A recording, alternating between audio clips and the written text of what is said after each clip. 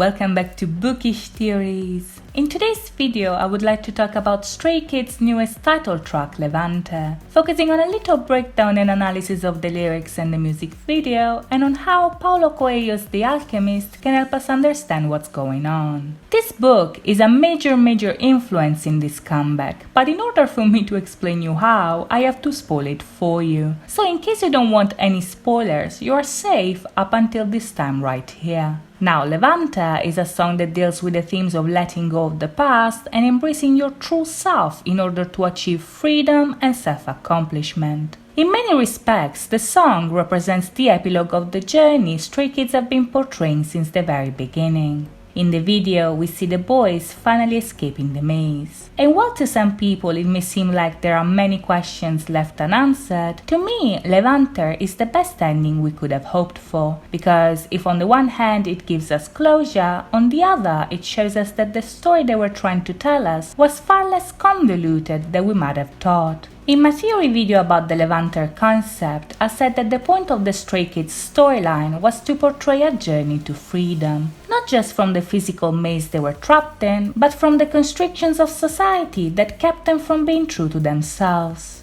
The maze concept here is an allegory, that is a symbolical journey used to highlight how the different choices you make can affect your life and yourself. The different versions of Stray Kids that we've been seeing throughout the journey were the visual representation of different possible paths towards the same destination. And in Levanter, we finally see them all reuniting and moving on together, both as a group and as single individuals. This makes sense because the title itself foreshadows a moment of change. The Levanter is an easterly wind that is often used as a symbol of renewal and transformation, and the lyrics perfectly convey this idea by showing us the boys coming to terms with their true identity and finding the light within themselves. Taken out of context, the song seems to be about them moving on from a toxic relationship and discovering that instead of helping them, the other person was actually holding them back. In the lyrics, the focus is on how important they thought the other person was in achieving their goals, on how scared they were of letting them go.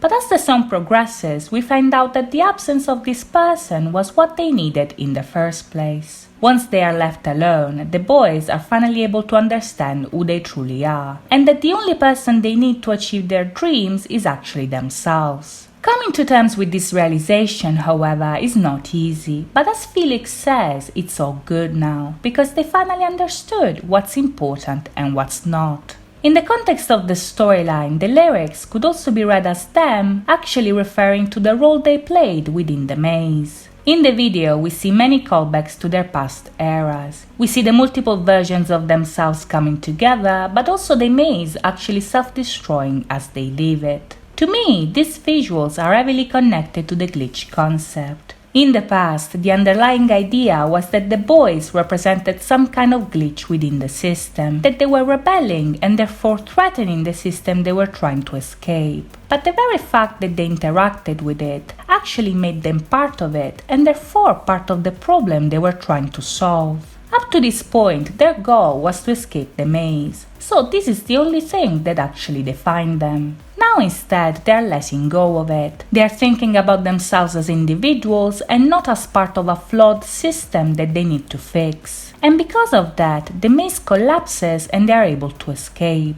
Much like what the lyrics say, their dream was like a tunnel they were locked in, and that's because it was the result of the role the system forced them to play. Once you stop the world from telling you who you are, then you are able to discover it for real. And if you do, then your personal maze is destroyed because you refuse to follow its rules. This is what I think is happening in the video, and the fact that we don't see any glitches seems to confirm this as well. Now the boys are not glitches anymore, they are just themselves. They are free and they are victorious, which is what the eagle on top of the final door actually symbolizes. If we take into account what we've been seeing up to this point, this could also explain the scene between Ayan and Bang Chan. Now, in the astronaut music video, we saw that one version of Ayan was left behind, one left with the others, and another one was in a cage. In Levanter, however, we see only 2 out of the 3 coming together, which means that the third one is still trapped somewhere within the maze.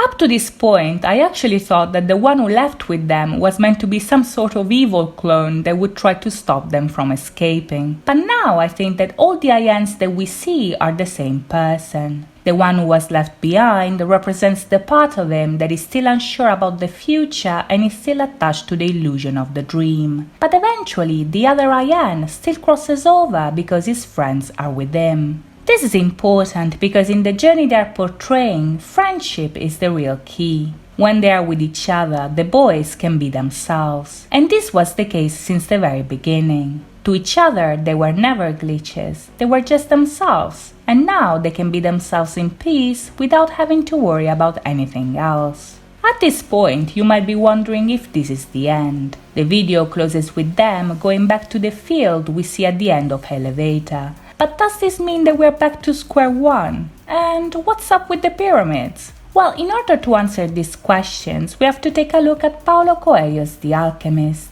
The book is about an allegorical journey of a shepherd boy who has a dream about a treasure hidden under the pyramids of Giza. An alchemist convinces him to go on a journey to find it, because that's the only way he can fulfill his personal legend, which basically means that that's the only way he can achieve self-accomplishment. When the Levanter arises, the boy leaves for the journey, but when he arrives at the pyramids, he discovers that there wasn't any treasure at all. The real treasure was the journey itself. And the book ends with the boy back in the same place he was at the beginning, but still dreaming about his experience, thus foreshadowing that for him, the journey is far from over. Now, if we take a look at the MV in the light of this information, things actually start to become a little more clear. In the MV, we see that their next destination is a pyramid. That's their treasure, their goal, their personal legend, if you will. But as the video progresses, we see the boys actually letting go of it, and the ticket to the new world setting itself on fire. When they finally reach the pyramid, the structure self-destroys in front of their eyes. And this is because the new world the pyramid represents was part of the dream they are now letting go of. This dream was the dream of those who were trying to escape the maze. But now they are not defined by the maze anymore.